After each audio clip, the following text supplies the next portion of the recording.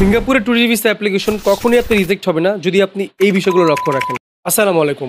সিঙ্গাপুরের tourist visa application নিয়ে যত ধরনের কনফিউশন আছে তা আজকের এই ভিডিওতে পোস্টমর্টম করা হবে। সিঙ্গাপুরের ট্যুরিস্ট ভিসা অ্যাপ্লিকেশনের ক্ষেত্রে কোন কোন ডকুমেন্টস প্রয়োজন, কোথায় আবেদন করবেন, কত টাকা ফি এবং কিভাবে আবেদন করলে আপনার ভিসাটা 100% পাওয়ার সম্ভাবনা থাকবে, তাই নিয়ে আজকের এই ভিডিওতে আলোচনা করা হবে। তো ভিডিওটা ভালো লাগলে অবশ্যই লাইক করবেন, কমেন্ট করবেন এবং আমাদের চ্যানেল যারা নতুন আছে please hit the subscribe button. But দুঃখের বিষয় হচ্ছে 95% মানুষরাই সাবস্ক্রাইব করে না। প্লিজ ভাই সাবস্ক্রাইব করেন। আচ্ছা, বাংলাদেশিদের জন্য সিঙ্গাপুরে ভিসার ধরন থাকে work permit visa, student visa, tourist visa এবং বিজনেস ভিসা। সেক্ষেত্রে খুবই সহজে ট্যুরিস্ট ভিসা এবং বিজনেস ভিসা করা পসিবল এবং ট্যুরিস্ট এবং বিজনেস ভিসার অ্যাপ্লিকেশন সেম একই রকমের হয়ে থাকে। তো তাই নিয়ে আজকে আলোচনা করব। আচ্ছা, সিঙ্গাপুরের ভিজিট ভিসায় কারা আবেদন করতে পারবেন? আপনি যদি ব্যবসায়ী হন এবং আপনি যদি জব হোল্ডার হন তাহলে আপনি অ্যাপ্লিকেশন করতে পারবেন। সিঙ্গাপুরে ভিসা অ্যাপ্লিকেশনের গুরুত্বপূর্ণ পার্ট হচ্ছে ডকুমেন্টস। আপনার যদি ডকুমেন্টসে ঘাটতি থাকে সেক্ষেত্রে ভিসা পাওয়ার রেটটা কিন্তু অনেক কমে যাবে এবং আপনার সকল প্রকার ডকুমেন্টই হচ্ছে ফিজিক্যাল লাগবে। সেক্ষেত্রে প্রথমেই আপনার পাসপোর্ট লাগবে এবং যার 6 মাসের ভ্যালিডিটি আছে এবং অবশ্যই পাসপোর্টের 2টি পৃষ্ঠার ন্যূনতম খালি থাকতে হবে এবং আপনার 2 কপি হোয়াইট ব্যাকগ্রাউন্ডের পিকচার লাগবে যা রিসেন্ট ডেটে তোলা থাকতে হবে এবং পিকচার সাইজ হচ্ছে 30x45 mm। এরপরে সবচেয়ে গুরুত্বপূর্ণ পার্ট হচ্ছে ব্যাঙ্ক স্টেটমেন্ট। আপনার রিসেন্ট 6 মাসের ট্রানজ্যাকশন সহ ব্যাঙ্ক স্টেটমেন্ট প্রয়োজন এবং আপনার ব্যাংকে ন্যূনতম 80 থেকে 1 লক্ষ টাকা থাকতে হবে। এটা সর্বনিম্ন এবং সর্বোচ্চ আপনি যত পরিমাণ অ্যামাউন্ট রাখতে পারেন, কোনো প্রবলেম নাই। আচ্ছা, এরপরে হোটেল এবং এয়ার টিকিট, এটা আপনি যে জিএস এর মাধ্যমে বা যে অথরিটির মাধ্যমে অ্যাপ্লিকেশন করবে তারাই এই বিষয়টা আর কি দেখবে। তো এরপরে যে গুরুত্বপূর্ণ পার্টটা এটা হচ্ছে আপনার আদার্স ডকুমেন্ট। এখানে আপনার এনআইডি কার্ড কপি লাগবে, ইউটিলিটি বিলের কপি লাগবে। এরপর আসি প্রফেশন।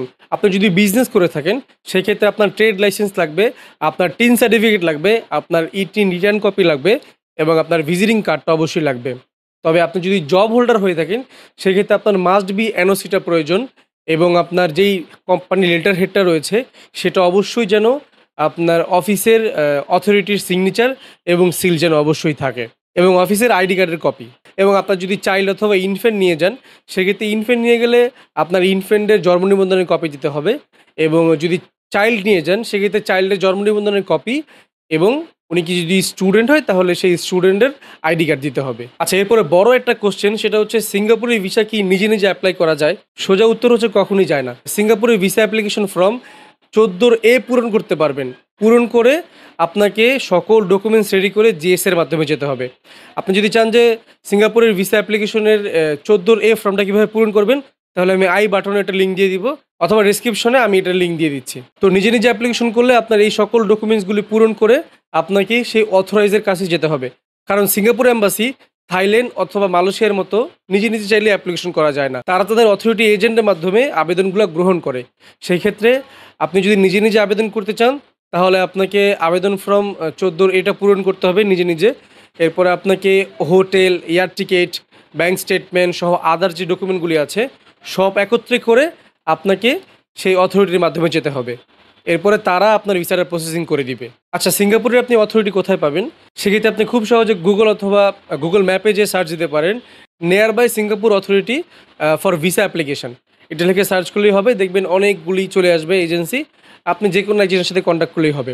অথবা আপনি যদি আমাদের সাথে কন্ট্যাক্ট করতে চান সেই ক্ষেত্রে আমি ডিসক্রিপশনে আমাদের হোয়াটসঅ্যাপ গ্রুপ দিয়ে দিচ্ছি, আপনি সেখানে আমাদের সাথে যোগাযোগ করতে পারবেন। আচ্ছা, এর পরবর্তীতে আপনাদের একটি বড় কনফিউশন থাকে, সেটা হচ্ছে সিঙ্গাপুরের ট্যুরিস্ট ভিসা অ্যাপ্লিকেশনের ফি কত। সাধারণত সিঙ্গাপুরের ট্যুরিস্ট ভিসা অ্যাম্বাসি ফি হয়ে থাকে $30, বাট আপনি যেহেতু ওদের অথরিটির মাধ্যমে অ্যাপ্লিকেশন করবেন সেই ক্ষেত্রে তারা সার্ভিস চার্জ হয়তো 2 থেকে 3,000 টাকা বেশি নিয়ে থাকতে পারে।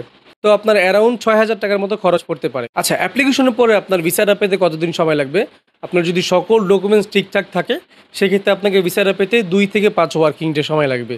আপনি 2 থেকে 5 ওয়ার্কিং ডের ভিতরে ভিসাটা হাতে পেয়ে যাবেন। সিঙ্গাপুরের ট্যুরিস্ট ভিসা অ্যাপ্লিকেশন কখনোই আপনি রিজেক্ট হবে না যদি আপনি এই বিষয়গুলো লক্ষ্য রাখেন। সেটা হচ্ছে আপনার পাসপোর্ট মিনিমাম 2টা কান্ট্রির ভিজিট থাকতে হবে এবং যে কোনো কান্ট্রির ভিজিট হলেই চলবে এবং আপনার যে ব্যাঙ্ক স্টেটমেন্টটা এটা কিন্তু অনেক ইম্পর্ট্যান্ট, কারণ ওরা কিন্তু প্রতিটা লেনদেন দেখে যে আপনার বিগত 6 মাসের ব্যাঙ্ক স্টেটমেন্টে কেমন লেনদেন হচ্ছে এবং কত অ্যামাউন্টের লেনদেন হচ্ছে এটাও কিন্তু ওরা চেক করে থাকে। সেই ক্ষেত্রে অবশ্যই আপনি ব্যাঙ্ক স্টেটমেন্টটা যেন আপনার লেনদেন প্রতিনিয়ত হয় এটা দিকে লক্ষ্য রাখবেন এবং আপনি সর্বনিম্ন ৮০,০০০ টাকা থেকে ১,০০,০০০ টাকা এবং সর্বোচ্চ আপনি যত ডিজিট পর্যন্ত রাখতে পারেন তাতে কোনো প্রবলেম নেই, বাট সর্বনিম্ন আপনাকে ৮০,০০০ টাকা রাখতেই হবে।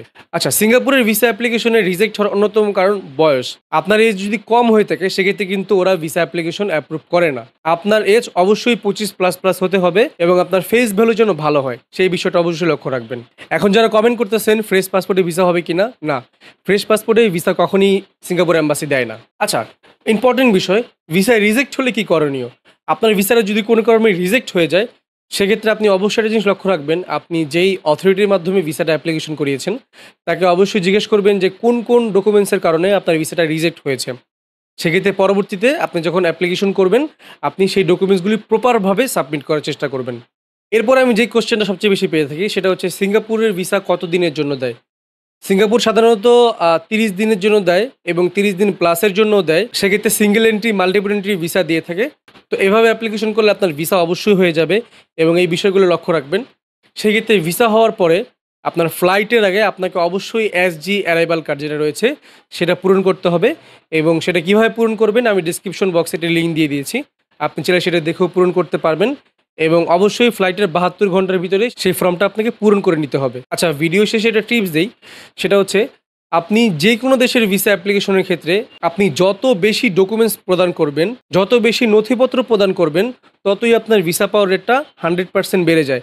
কারণ যারা ট্যুরিস্ট ভিসা অ্যাপ্লিকেশন করে অ্যাম্বাসি জাস্ট এতটুকুই চেক করে যে আপনি ওই দেশে যেয়ে আর বাংলাদেশে ব্যাক করবেন কি না। তো আশা করতেছি আজকের এই ভিডিও দেখলে আপনি সিঙ্গাপুরের ট্যুরিস্ট ভিসা অ্যাপ্লিকেশন নিয়ে আর কোনো কনফিউশন থাকবে না।